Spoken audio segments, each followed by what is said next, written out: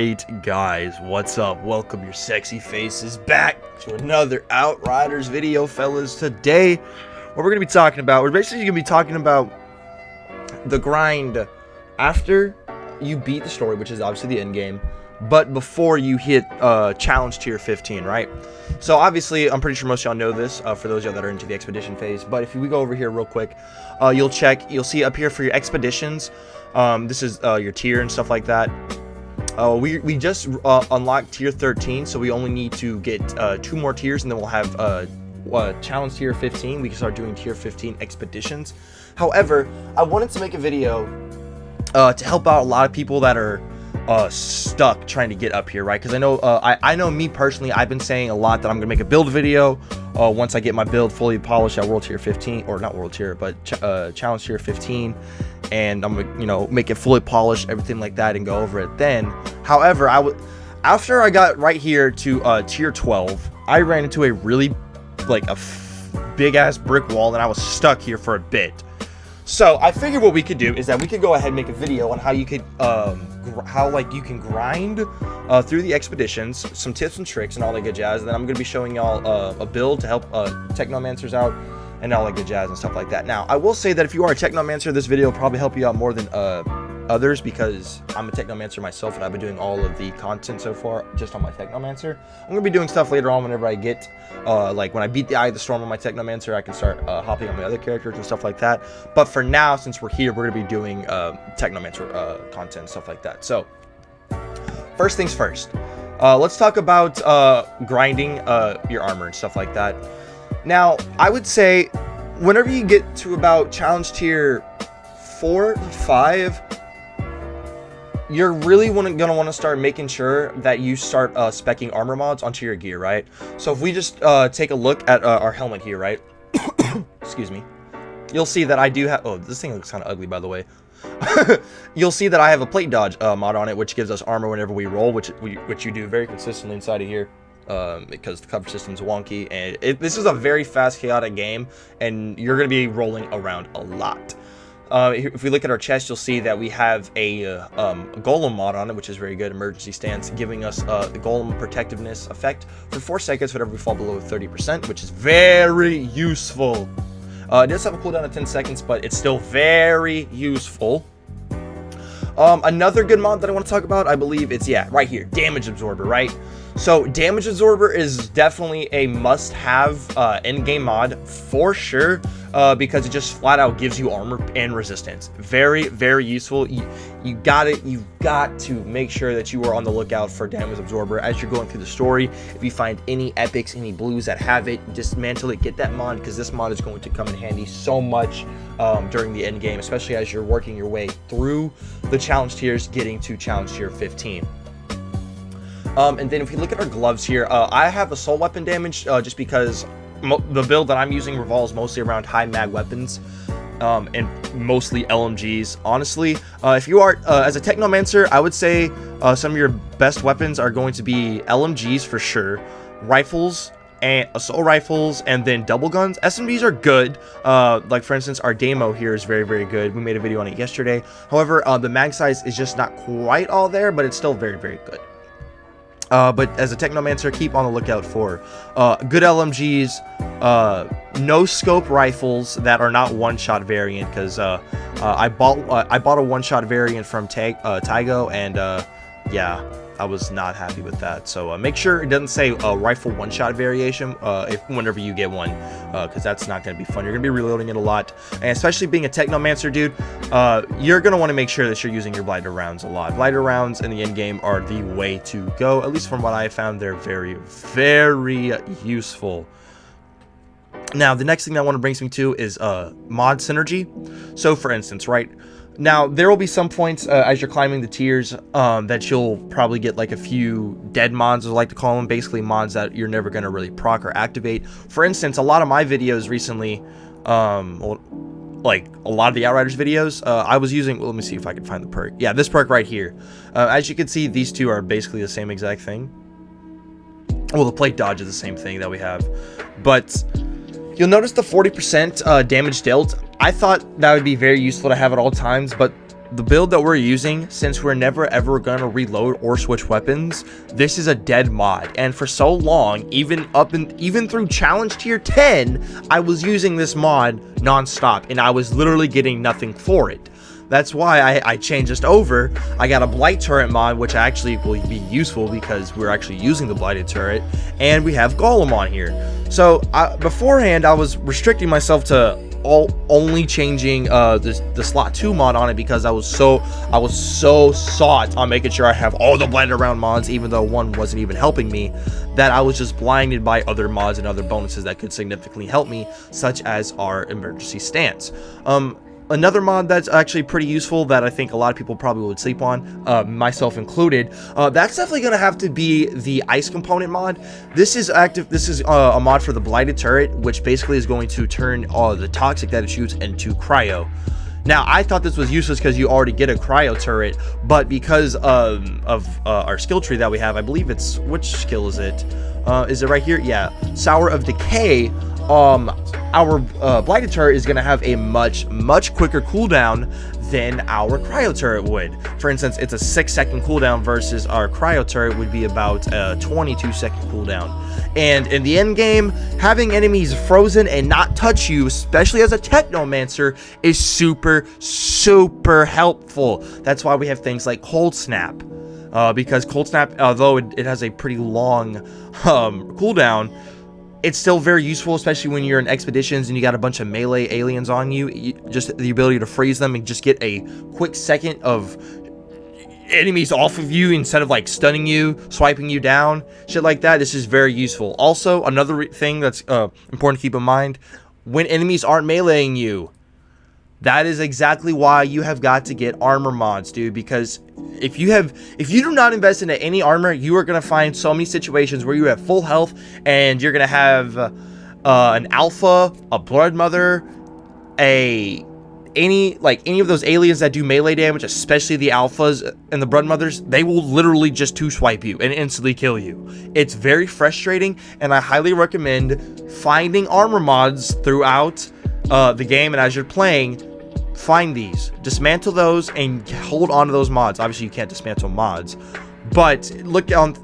I'm telling you, armor is so important in the end game. It's so important. I wish I knew that as I was climbing to the earlier challenge tiers, because it was happening to me, and I was like, dude, what the fuck is going on? This is like kind of dumb. Like, they shouldn't be doing that much damage, right? So another thing that we can talk about that's very useful, other than like obviously maxing out your mods and stuff like that. Let's see, I'm pretty sure we do got full synergy in here. Finding ways to boost your anomaly power, especially as a technomancer, is very useful. That's why we have crit stack on here, especially because we're using blighted rounds basically 98% of the time. Just having crit stack will be useful. Anything to just make sure you have good mod synergy.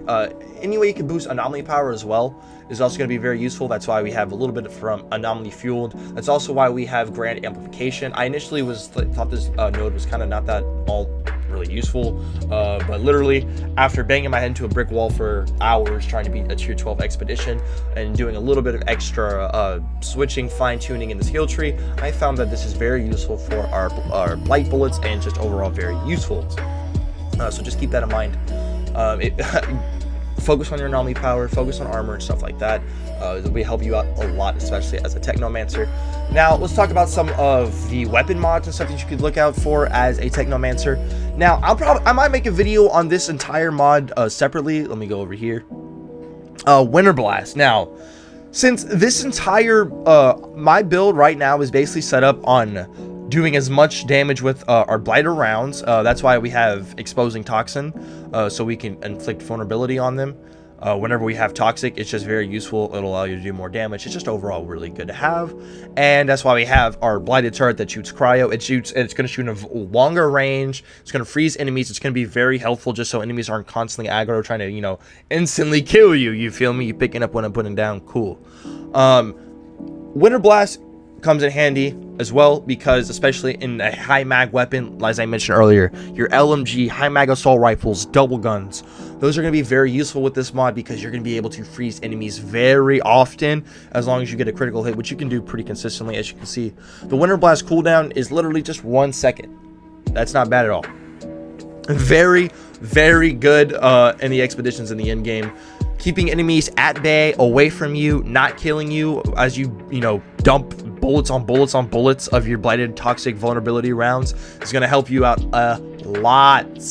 Cannot stress how good Winter Blast is as a mod. I might make this I literally might make a separate video on the Winter Blast mod myself. Another good mod to have is Brain Eater. Especially as a Technomancer, having Brain Eater is very, very useful. Just Brain Eater is going to be useful on lower mag weapons because you'll be able to make more use of your blighter rounds because you won't have to worry about reloading and losing them because you will be getting ammo back on crits, which is also very, very useful. Combine that mod with this one. Killing shots grant 30% extra bullets back in your magazine. Is going to be very useful to make sure that you never run out of, you know, your blighter rounds, which I'm telling you, if you fuck up and you lose both of your mags of blighter rounds, you are in a big pickle. Just keep that in mind, dude. It's very important. So I would say like legendary wise, man, legendaries are going to be very useful. But I'm telling you, you can mod an epic. I hate, dude. The fact that this keeps happening, random people joining me, is so frustrating.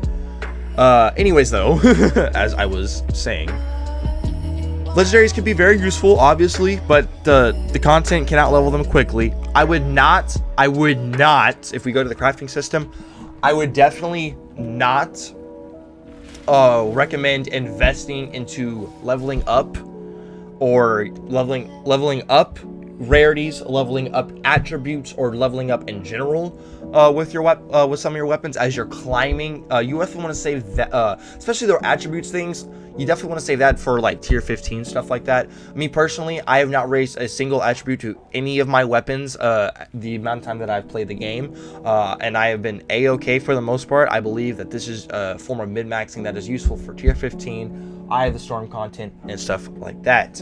Now, if we come over here to the crafting side of things, you want to make sure that your mods are going to be very useful and working well with each other, especially your weapon mods. We've already went over some of the armor mods. Good weapon mods, obviously Killing Spree will be really useful. Already mentioned Winter Blast.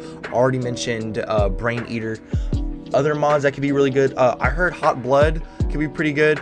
Icebreaker be a very good synergy weapon mod with Winter Blast. If you do get lucky and roll Icebreaker on an LMG or something like that, totally put on Winter Blast on that, and you'll be in for quite a nice time. I might do a video on that combo because that sounds very, very disgusting and overall very, very useful. But other than that, I guess we could go talk about Tygo and how often you should buy gear from him. Honestly, Tygo's gear is very expensive, and I would recommend if you want to buy the legendaries, buy them at a lower challenge tier. I'd say around like one challenge tier lower than what you are, because the higher you climb, the more expensive they're going to be, the more you're going to spend time chasing these. Just fair warning, these get expensive. Now these over here, I would say only buy in case of emergencies. I have bought 2 weapons from here, one being an LMG, the other being a one-shot rifle, which I regret buying. However, if you do have to get one just to help, like you say you're up on the mountain, you're like trying to get over the mountaintop, and you're just on the edge of it, sometimes a weapon from here can push you over that edge and be useful. I wouldn't recommend buying any armor, honestly. Don't do that. I would say just buy a weapon if you really believe, like if you're looking for like a really good automatic shotgun and one comes in here with a Brain Eater, yeah, I'm almost tempted to buy this one right now. Then go ahead, cop, because that'll be very useful. Brain Eater's very good. Other than that though, guys, I'm pretty sure that's just about it. We went over just about everything that we needed to go over. I talked about mod synergy. I talked about how important armor mods are. I talked about anomaly power. I talked about talked about how you don't want to spend resources on attributes. Now, switching mods over, that's super cheap. Totally switch mods over. That doesn't cost anything. It won't make a dent in your resource bank. I'm telling you, don't worry about that. But just don't like level up and improve your rarity. There's no reason to do all that. That's kind of expensive, especially the higher you get, bro. That's gonna chew through your titanium funds. So just keep that in mind. And then like skill-wise, build-wise, I went over the setup that we're using. How we're basically going for freeze everything. Shoot them with blighter rounds and let it spread, let it do its thing. Use the vulnerability ability in the exposed and toxin mod, and then marked for execution. These two are very good to have. Once again, here's our skill tree. Here's our gear. Once again, blighted turret. That is actually a cryo turret. Super useful. It's kind of slept on, honestly. And here's the gear. Once again, that we've been using to push further and further. Once again, cannot stress how important it is to get armor mods and stuff like that. If you are using blighter rounds, honestly, the 40% mod is really not all that useful. Where is it at? Yeah, the 40% mod that you get back as health whenever your blighter rounds run over, it's not that useful because you're not really going to be losing your blighter rounds that often, if ever. So keep that in mind. And then, yeah, honestly, that's gonna just about wrap it up, guys. I will be actually making a full build video whenever we get to tier 15 and do some expeditions. But yeah, thank y'all so much for watching. My name's Kree, and we'll see y'all in the next one. Peace out, everybody.